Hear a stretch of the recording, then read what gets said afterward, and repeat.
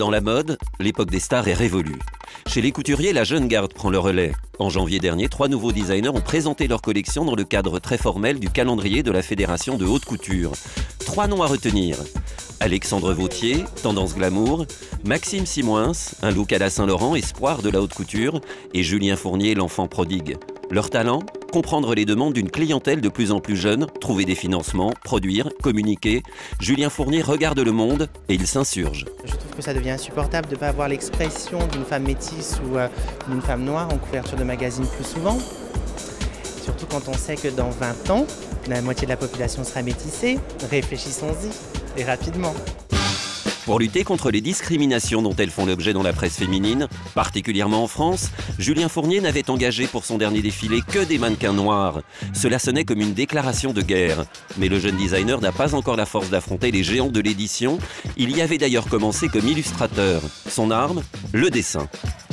C'est Jean Mouclier chez Dior qui m'a dit « Écoute, tu sais Julien, un bon dessin vaut mieux qu'un grand discours. Et que quand vous êtes en phase de marketing dans des maisons, vous pouvez leur expliquer tout ce que vous voulez, s'ils ne le voient pas, ils ne le voient pas. » Après des études de médecine, Julien Fournier intègre l'école de la chambre syndicale à Paris. Suivent des stages chez Montana, Gaultier, Dior. En 2003, il dirige les dernières collections Torrent. Depuis 2009, il transforme plusieurs fois par an son petit appartement en atelier studio.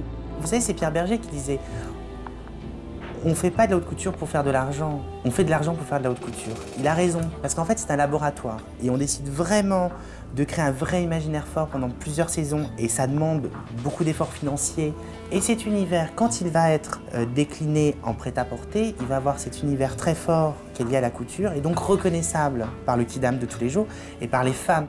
Le prêt-à-porter, Fournier n'en est pas encore là. Il lui faut d'abord trouver des investisseurs qui comprennent son travail pour développer la marque. Les codes défilés, c'est l'ultra-féminité de toute façon avant tout, les tailles appuyées, les hanches marquées, beaucoup de poitrine mise en avant.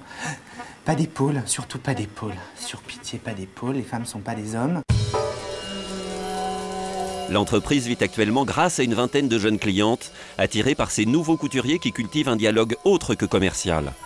J'arrête pas de dire à mes clientes, mais portez vos vêtements avec des baskets, pas maquillés, coiffés, ça va, c'est bon. On arrête les conneries. On pourrait appeler cette nouvelle tendance la contre-couture, comme on parle de contre-culture. Mais Fournier n'a rien d'un hippie bien ancré dans le réel. Il développe actuellement un logiciel de création 3D avec un géant, Dassault Systèmes.